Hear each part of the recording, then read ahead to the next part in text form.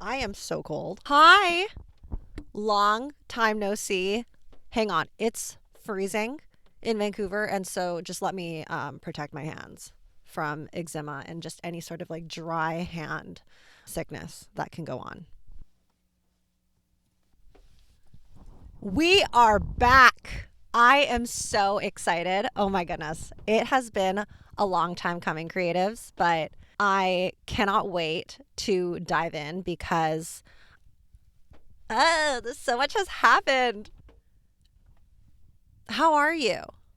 What's new? We're sort of hitting that point in our conversation where it's been so long since we've talked that it's almost like, hopefully, it's not like getting to know each other all over again, but it's like there's so much to catch up on. Like there's loads and loads of things that we can talk about. Where have I been? I took a little bit of a 2 month hiatus because I just finished a really cool project that I am so excited to share with you. I know, shut up, Taylor, stop. I could not have dreamed of this experience in a more magical way. Truly, truly, I know you don't even know what it is yet, but like I really do owe it all to you, creatives, for just keeping up with me. We have a really small community, which I really appreciate, and no, but it's just been nothing short of amazing so far. And I cannot believe that we get to continue to do this together. We get to go into 2026 with some exciting stuff. And yeah, I feel like I'm speaking in a lot of like vague, almost like ominous. Is that a word that could be used here? Almost like very ominous, mysterious, not insidious, but it's just like a scary term. And at this point, I feel like I'm just throwing out words. I feel like I should get get to it. We are back to our regular routine. And it was just over a month ago that I got back to Vancouver. Leaves are falling, air was crisp and cold. I have to say that I missed it. I was in Toronto for 2 months, and so getting back to the regular routine has just been really fun. One thing that we are changing up for It's All Perspective is our scene. Hi, we are on video now. So if you are watching on Spotify or Apple Podcasts, you can hang out with me on YouTube as well. That's an option. Let's catch up. Once I got back, I was sifting through my emails, and there's one email in particular that I was really excited to respond to, and it was an interior design student in Vancouver. And they had a few questions that they wanted to ask me. And I'm like, moi? Okay.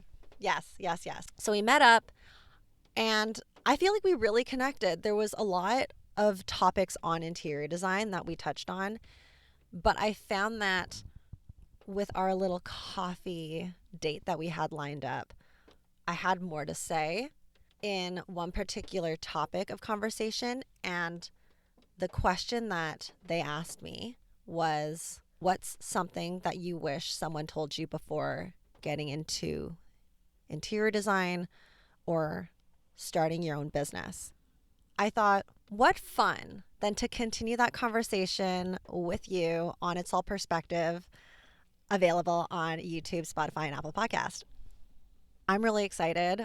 I'm going to be sharing more moments from when I was much younger, maybe some situations that made me feel uncomfortable or maybe taken advantage of in a way. So, there might be some bumps and hurdles to this episode. But anyways, I'm not here to preface, I'm here to share. If you have any questions on what to expect before jumping into interior design or entrepreneurship, please feel free to comment on the podcast or shoot me a direct message.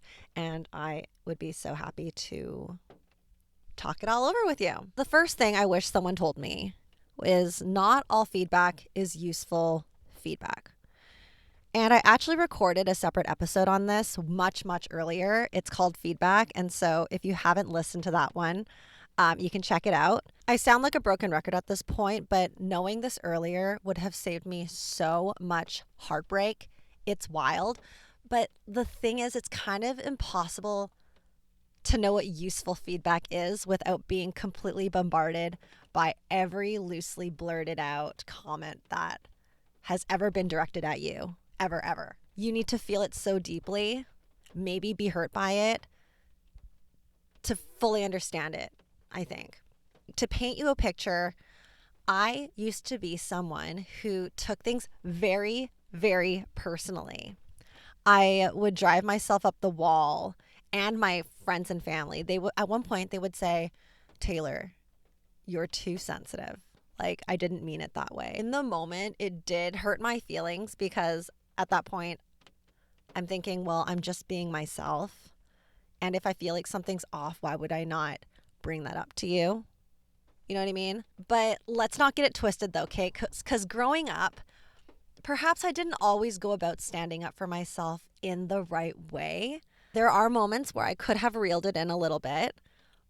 But hey, you know what? We're all growing. Things happen. I forgive myself. But I needed two things to happen though. One, I needed to be threatened by every constructive note that came my way. It had to happen. And two, I have to have a reaction to every last bit of it. And the reaction doesn't need to be like so threatening or anything like so dramatic. I feel like there's curiosity in a reaction. Now, at the ripe age of 30, I try my best to approach every conversation with curiosity. And now I ask myself, sometimes the other person, if it's fitting, why?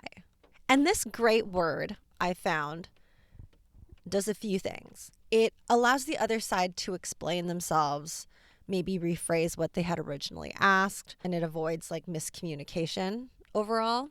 But then it also gives you the context to decide for yourself if you want to be offended by something or if you want to move forward and better yourself in the future. So I love the word why because it almost encourages the person to give you more information for your treasure trove of knowledge, I guess. Let's say you put together a great painting and it just happens to be orange because you picked orange. You spend so much time on it. You cover it in a plastic bag to protect it because it's raining and you're in Vancouver maybe.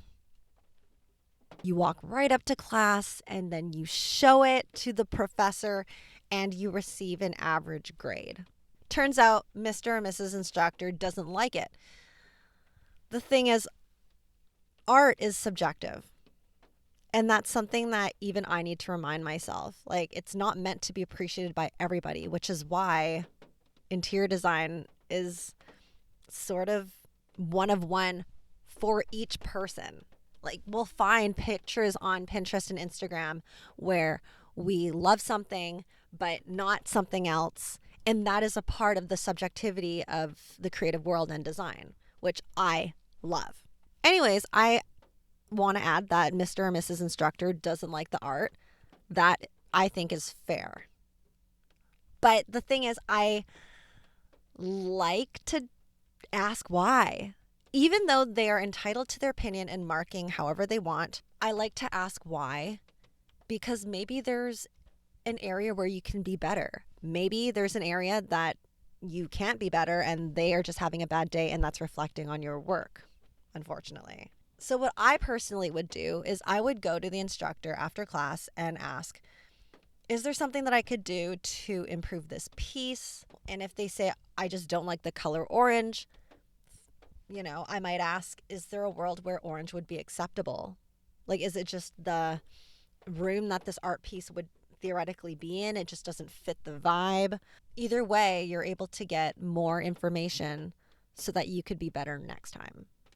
And like, I think that having an honest, direct conversation is really helpful. When I was younger, I used to play on a really competitive soccer team and I would make mistakes as people tend to do.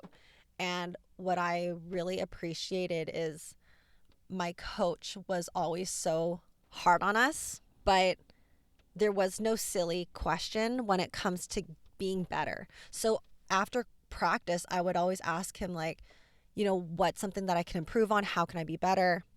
And then he would say, oh, you know what? Like, just if it gets a little congested in this corner after a corner kick, then maybe turn and look to the opposite wingman for just a little bit more space and to open up the play. That is how he phrased feedback for me.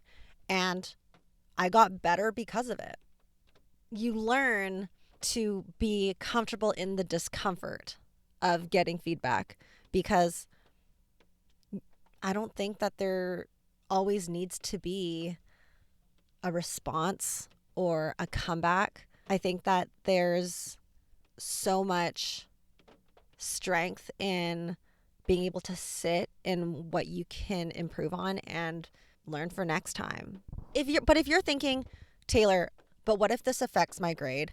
Honestly, fair enough. I can understand how that is disappointing.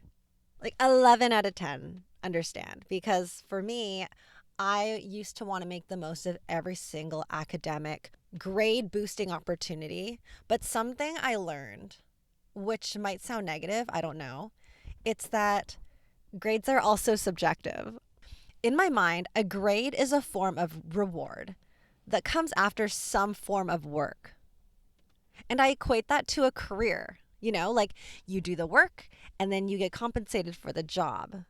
But it's like school, Someone might argue, don't you want the customer you're helping to be happy though? If you finish a job and then you get compensated for it and your grade is considered compensation, if they're not happy with your work, are you okay to sit with that?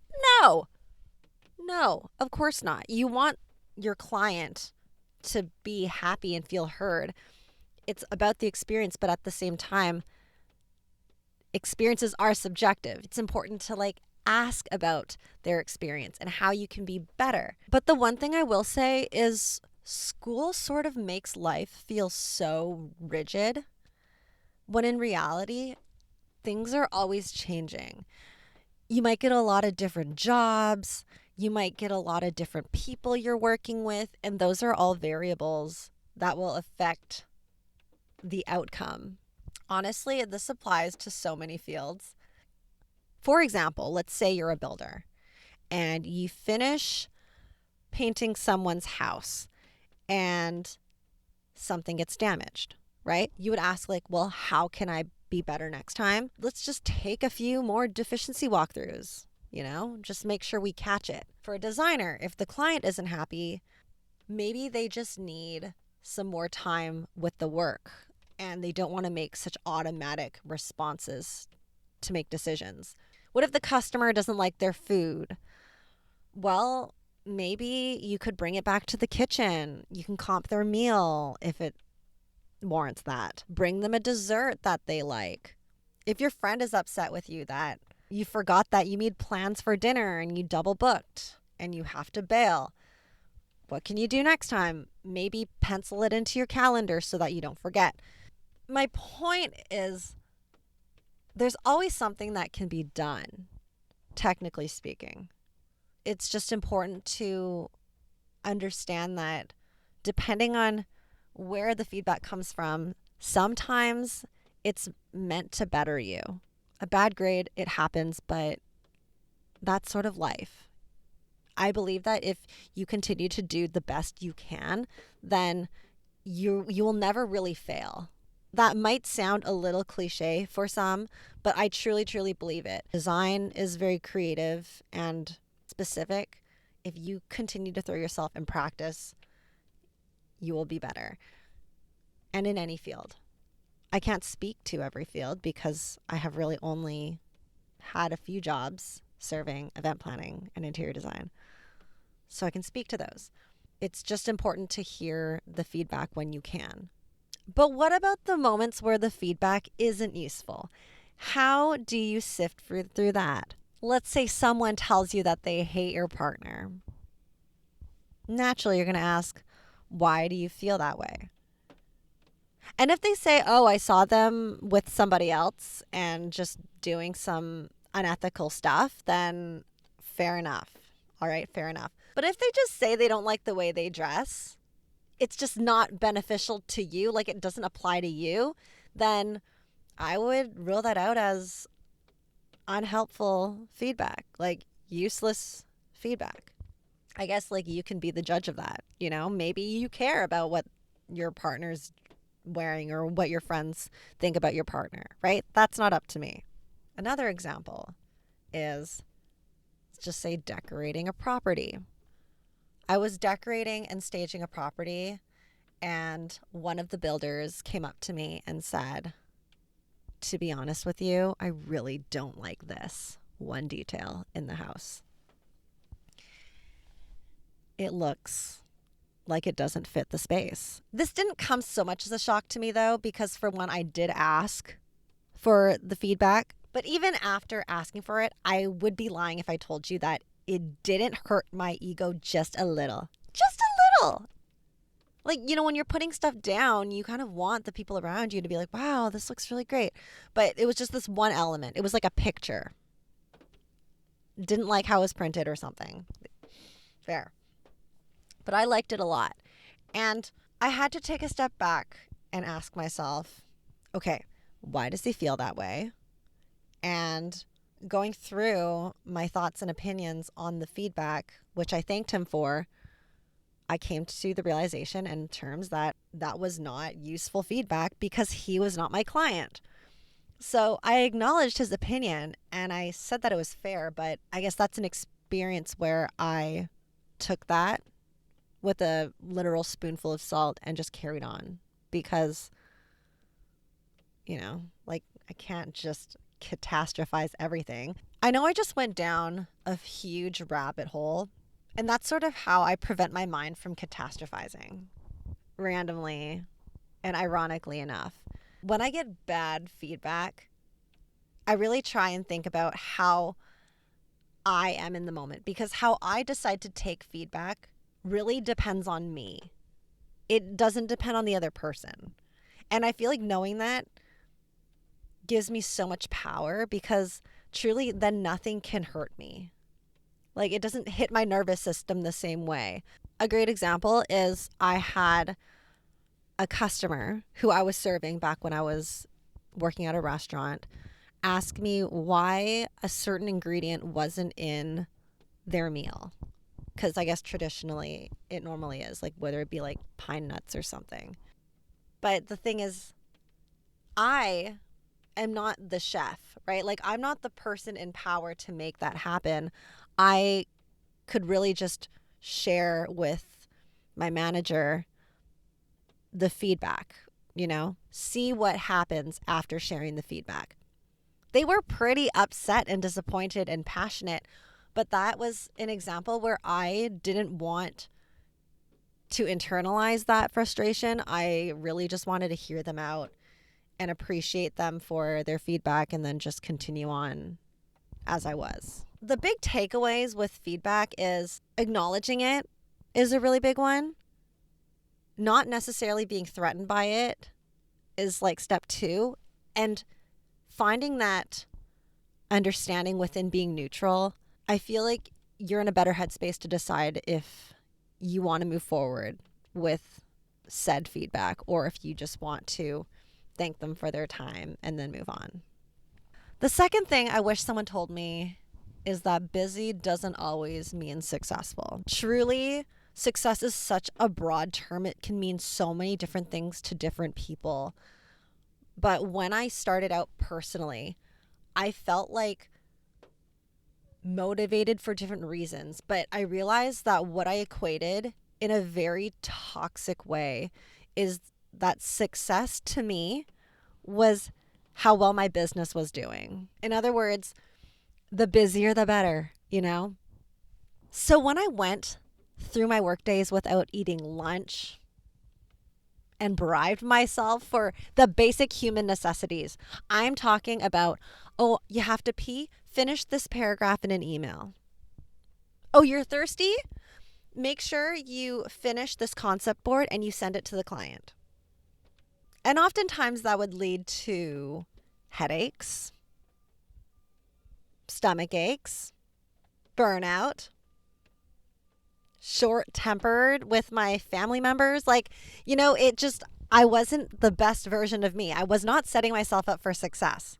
And I look at my watch or my phone and it says, "You haven't gotten up to walk in the last 9 hours. Do you want to stand up?" When the answer should have been yes, I said no because I told myself that I needed to complete something in order to gain some sort of nutrition or anything positive for me. It was just not a good relationship I had with myself and my work ethic. I don't believe that food and water and bathroom breaks should ever be a part of what motivates you. I think that's something that should just come with the territory of working hard, but then treat yourself with other fun things like going for pizza with your friends, going on a coffee date, maybe getting a nice pastry from the local bakery, right? It's all relative. But what was so disappointing to me is at the time, it was almost a badge of honor. Putting myself in so much pain was a proud moment in my books. Like being hungry was great. Like, I don't know, hats off to people that don't struggle with this, but if you're one that regularly eats lunch at 4 or 5 o'clock, hi, we're in it together. I'm wondering if this is like the dark side of the hustle. I don't know. Hustle culture can sort of encourage that in a way. I'm going to tell you something that I'm not super proud of. And it still, in a way, sort of haunts me to this day a little bit. I really hope that in me sharing this, it encourages people to really take a look at what matters to them because, we're only on this planet for a little bit of time. When I was in my prime hustle era, I was late to a lot of things. And it was oftentimes not necessarily because I was working. It was just the anxiety of not being busy and then having people think that I wasn't successful because I wasn't busy. If I was on time, then I wasn't successful. I had that. And I was late to a lot of family events and friends, birthdays, barbecues, picnics, all of that.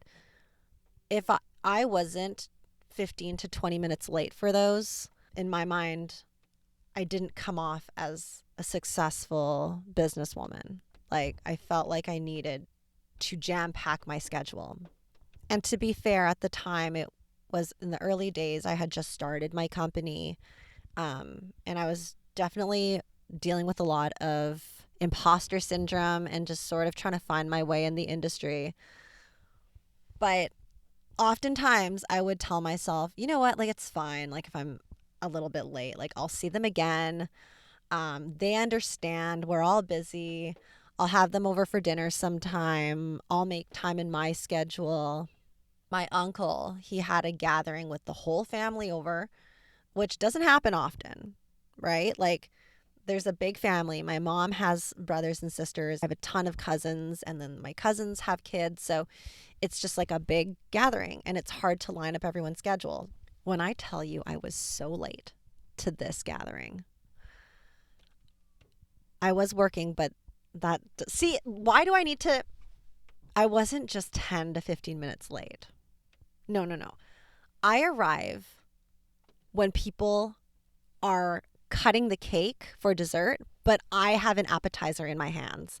That is how late I was. One of the most humiliating moments I've ever inflicted on myself, truly. Because who does that? But then my uncle was like, Taylor, like, help yourself. Like, make yourself at home. Like, get some food. The hot tub's open. Just live your life. And he was, like, so supportive. Yeah. I really enjoyed hanging out with the family, though, because all of us cousins were so close. But a few months later, I took a trip that lasted for maybe like 5 days, and it was for work. And then I got back, and my family had sat me down to tell me that my uncle had passed away.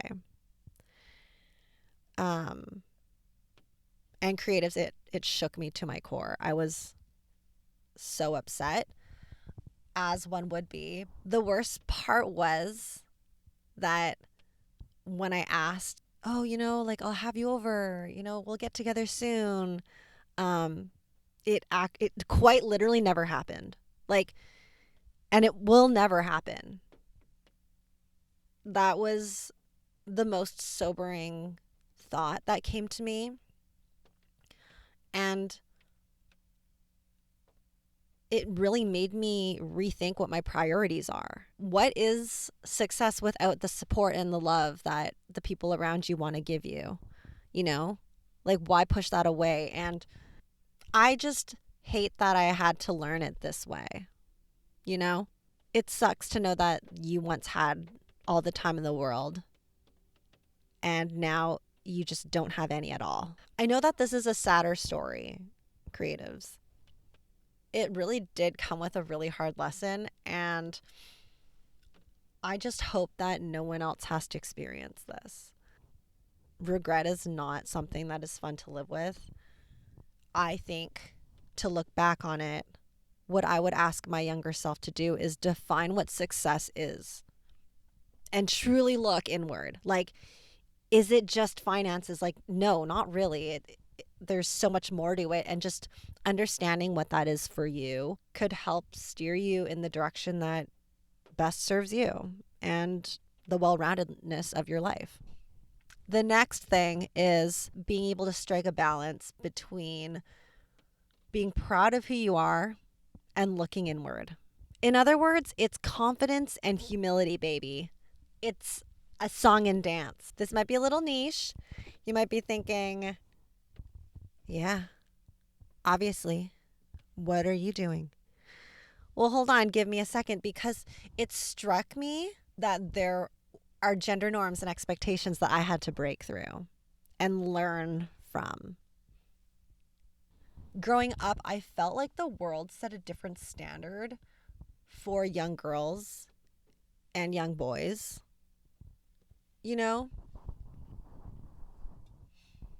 I was told that girls had to be kind and empathetic.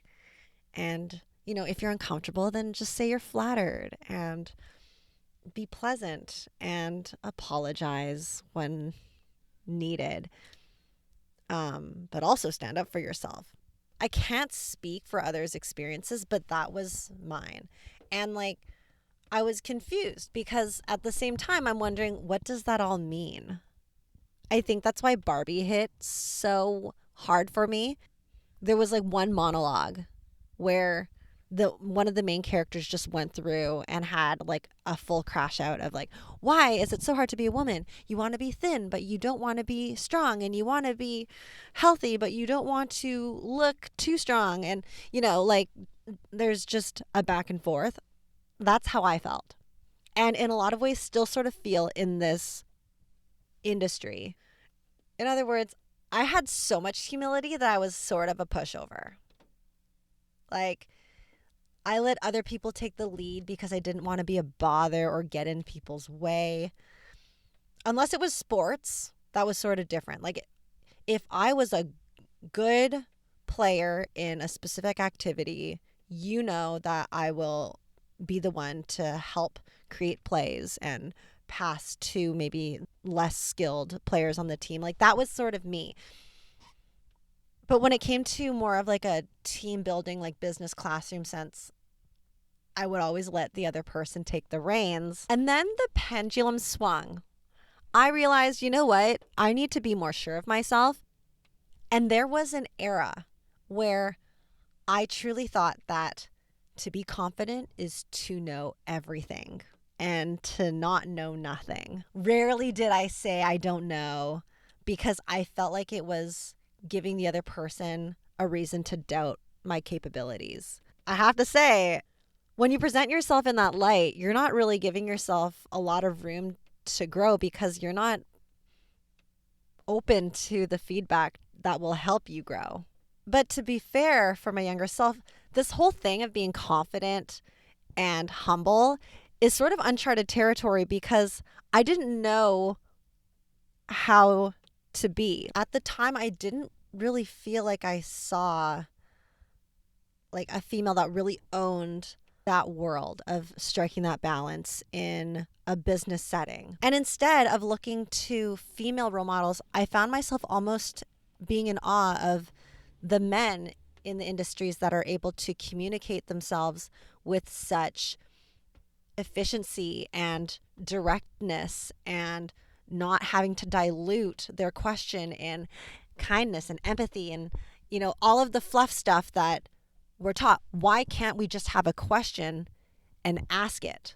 And then I realized that I was just so afraid of being called a bitch. I will say that there is such thing as being rude and maybe speaking with intention and thoughtfulness, but I'm not going to be speaking from a higher register in my voice. Like, you're not a dog. Like, no one's a dog. I can't be speaking that way where I'm like, hi, how are you doing today?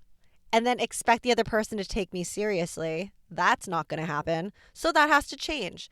And unfortunately, I feel like that's taught in young girls more than young boys, because I almost remember my teachers always talking to me like that. Like, hey, like, how are you today? And then I learned really quickly that there are people who might feel threatened by this approach. Not being mysterious enough or shy enough, and like that directness, monotone, like intentional, eager to come to a solution would rattle some people. Sometimes I was approached with, you were a little rude, or you have an attitude. In other words, you're being a bitch. Come on. That's such a fucking conundrum, because on one hand, I want to be confident, but then how can I do that when I'm forced to play small? It's just the world we live in almost. It's really frustrating. An example is I was problem solving with a builder. My register, my voice was very normal, spoke just like this, but we're both very eager to get a solution to this very irritating situation that we had on our hands. And for one, I felt like my voice at the time was being constantly interrupted, would let them finish their thought. And then I asked, is it all right if I finish my thought after you? So we sorted it through, got some options, and then we came to a good conclusion and went on our merry way. But unfortunately, that didn't end well for me, because then I was presented with, why do you have such an attitude? And then there's another time where I was told that when I'm communicating, it's important for me to mind my facial expressions, because to a third person or to an outsider looking in, if I'm talking to them, the man, and I look frustrated or anything from pleased or pleasant, then it makes the man look bad. I'm so sorry. What? What world are we living in where a facial expression pisses off the other person because it makes them look bad, when it's just, why am I yelling? When it's literally just how I'm feeling. They said that's just how the world works. And to that, I'm thinking, okay, but if we flip the switch and you look displeased and disappointed, then that's okay. It should, right? It should be okay. But the thing is, like, what's the difference? If a guy is disappointed talking to the girl, or the girl is disappointed talking to the guy, it doesn't matter. Who even cares? But for the sake of self-preservation, I reminded myself that I am not here to change people.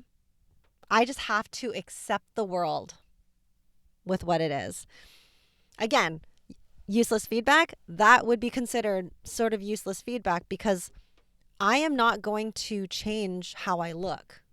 I can be mindful of how I communicate my words, but if I'm feeling disappointed or upset or sad or frustrated, I'm very much able to show that and have it not be about somebody else. Then a thought that went through my head is that these gender barriers can be really harmful and a little damaging. I realized that this might be one of the reasons why a younger version of myself needed to play small at the time. And to be honest, that's disappointing. It is disappointing that this is something that we're still talking about and that I heard more recently. I disagree. Being confident and proud of yourself while also having the ability to look inward is 100% a solo act. You're the one that dictates what you want to move forward with.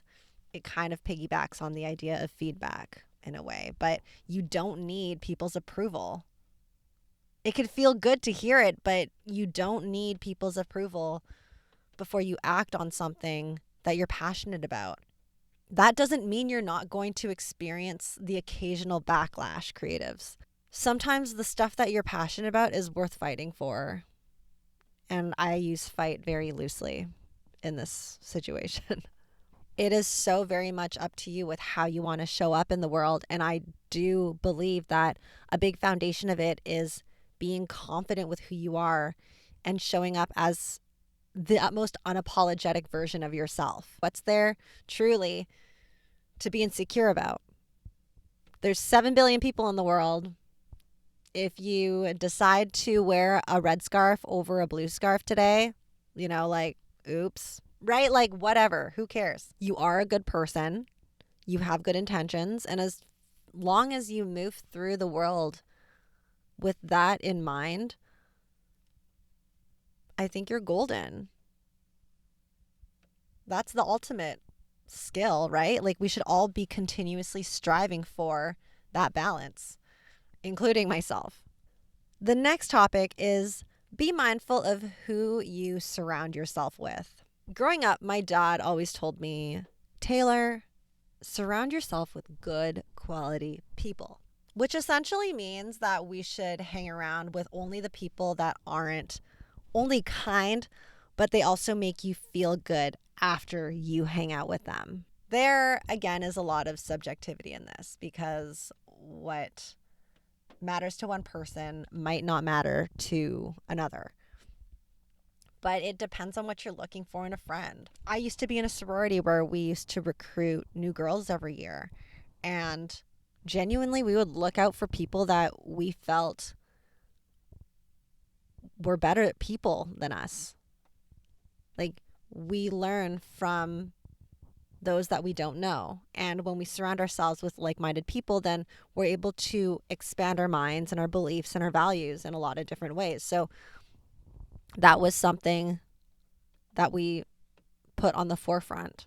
And I continue to sort of carry that through my life. I was always the floater friend in elementary school and high school. So I personally didn't have a big friend group. Like, I might have stayed connected with one or two people from different parts of my life. Soccer, softball, elementary school, high school. But the thing is, I don't believe that we need to have 12 best friends. I feel like it's more of a quality versus quantity sort of thing. Because if you have one person in your life who you can truly ride for through the thick and the thin and the ups and the downs, you're so rich, like that is so hard to come by. Making new friends when you get older, it's a tough world. But I think that it's beneficial to get a grasp of who your support system is. Because as we grow up, it becomes increasingly harder to see everyone. There are fewer opportunities to have friends of convenience because maybe school isn't a part of your life anymore. Maybe you shifted your job to somewhere else where you have a new team. Or maybe you're by yourself because you're an entrepreneur and you don't see anyone every single day. It's different for everybody, which is why I feel like a support system is so important. But don't get me wrong, I don't think that there is real urgency to make friendships. I think that it's about being mindful and maintaining them as well. More about finding a mutual benefit for both parties in a relationship so that no amount of distance between you could pull that friendship apart. Inconvenience almost fires the fuel. I don't think I said that right. I don't know. I think it's just so important to have people in your life that are always there for you, will always have your back. And yeah. But sometimes there are moments where we go in different directions.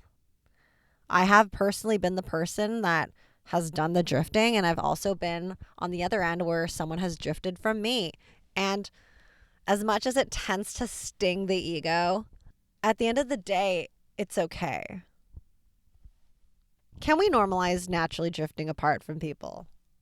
Like a while ago, I met a friend at a networking event, and we ended up hanging out maybe once or twice.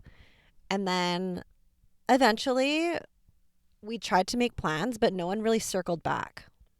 You know, like there was just not effort made on maybe either end. And there was just no follow up. You know, this is sort of a sign. It doesn't mean that they hate you. It just means that it's not necessarily a good fit at this point. And that's okay. There's plenty of people in the world that want to meet me. No, I'm just like crying by myself. No, but truly, maybe there is something about me that gave them the friendship ick and didn't align with their values. Perhaps I'm the problem, actually, you know?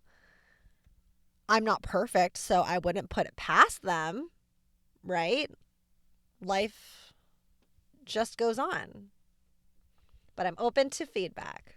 To me, it's so important that we stick around people on a similar wavelength because it's those we hang around with who really tend to influence us. There's a saying, if you go out to lunch with 3 friends and one person is rude, there are now 4 rude people sitting at this table. And I kind of dig it because it's true in a way. Energy sort of leaches into other people's lives and their bubbles. So I feel like it's so important to just surround yourself with people that genuinely want the best for you and genuinely are rooting for you and love you for who you are and just always encourage you to be the better version of you. Let's say you have a goal to work on some YouTube channel after work and you told your colleagues that that's something that you wanted to devote some time to. If after your shift, they say, hey, come on, let's go for some drinks, and they peer pressure you into it, even after you told them what your goal was, perhaps this is a sign for you to rethink your priorities.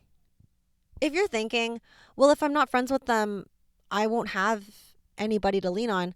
I'm not saying that you need to cut people out of your life. I'm just saying be mindful of what you want for yourself and what those people want for themselves, because it could be very different.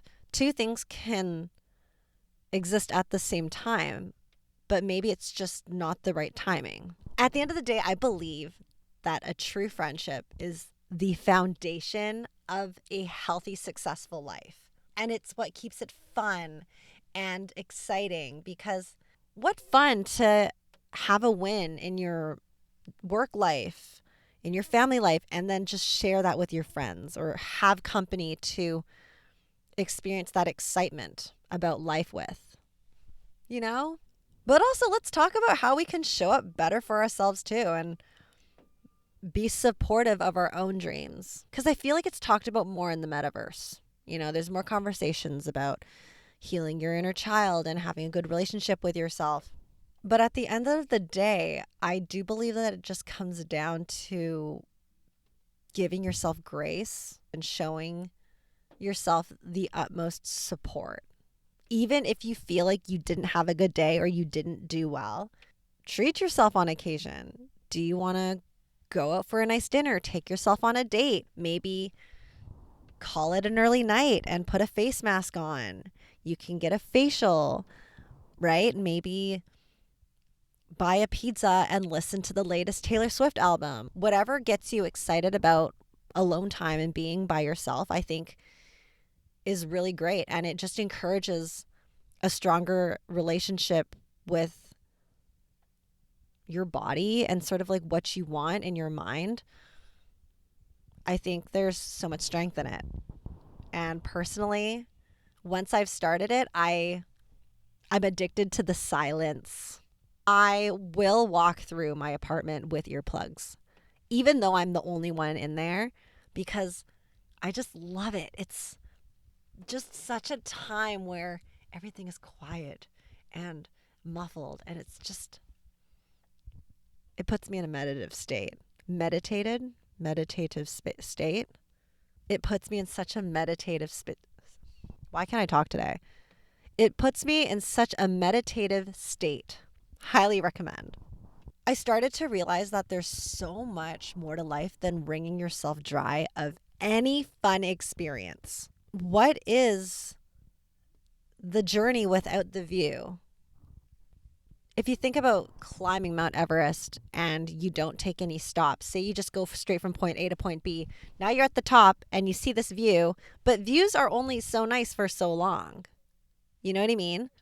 Versus if you went for a hike and you took advantage of where all the benches are placed along the way and you sit and you enjoy the sunset, or you cook up a nice dinner over a bonfire and you enjoy your time with your friends or your company around. And then you go to Mount Everest, on the top of Mount Everest or whatever. Somehow it feels like perhaps maybe a more enriched experience. You can be the judge of that. I don't know. And piggybacking on top of this metaphor, if you rush from point A to point B, you not only will be tired and not fully been able to experience the hike itself, but you might experience injury, right? And that's not fun. Same thing, burnout. Not fun. I feel like we spend the most time with ourselves, so, why not enjoy that time? Yeah. Treat yourself. At the end of the day, I feel like just showing up for yourself is enough, and the right people will find you. They will. I'm certain of it. And that's what I have today. That's all. It was quite the catch up, wasn't it? I will say those are all the things that I wish that someone had told me beforehand, minus the one that my dad told me. Unfortunately, you can lead a horse to water, but you can't make it drink. I had to learn that a few times before it really sunk in. But yeah, of course I have more, and maybe I might release another episode tagging on to stuff I wish I was told before entering interior design or becoming an entrepreneur. Yeah, these are the points that I come back to myself with. Wherever you are right now, it truly is where you need to be. And it sounds cliche, but if you just continue to do your best at whatever path you're on, things will sort itself out. This was a really long episode. I talked for so long. Are you bored of me yet? If you like this episode and you want to hang out again, you can find us at Spotify and Apple Podcasts. Video episodes are available on YouTube. So come hang out again every Thursday. Subscribe to this. I'm available on Instagram as well, Taylor Reiko Design. Hang out, my life in design and other creative things. And I am hungry. I think it is, I don't know. The sun comes down at weird times. It looks like it's going to be 5 o'clock, but I'm pretty sure it's like 2:30. Yeah, it's 2:30. So I'm probably going to have some lunch because I deserve it, and I'm not going to wait any longer because I'm hungry, and I'm going to act on that. Thank you so much for being here, creatives. I love and appreciate you so much, and I will see you in our next episode. Okay, bye.